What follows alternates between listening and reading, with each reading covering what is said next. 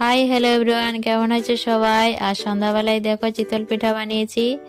এই যে ননস্টিকের কড়াইটা হয় না সাজের, সেই কড়াতে বানিয়েছি। আর পিঠাগুলি দেখো, জাস্ট দেখতে লোভনীয় হয়েছে, খেতে তো দুর্দান্ত হয়েছে।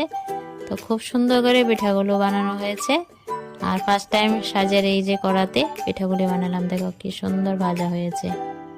সন্ধ্যার টিফিনে আর চায়ের সাথে চিতই পিঠা কার কার পছন্দ বন্ধুরা? আর চিতই পিঠা অবশ্যই জানিও কমেন্টে। এই যে দেখো, এই যে কড়াটা আনলাম, পিঠাগুলি বানালাম বলে আমার সার্থক হয়েছে। পিঠাগুলি এই যে দেখো কত সুন্দর, জাস্ট লোভনীয়। কড়াটাতে বানাতে পেরে ফার্স্ট টাইম বানালাম, আর খুব সুন্দর হয়েছে বানানোটা, তার জন্য সার্থক হয়েছে। তো দেখো পিঠাগুলি একে একে বানিয়ে তুলে নিলাম, জাস্ট লোভনীয় চিতই পিঠা বা চিতল পিঠা।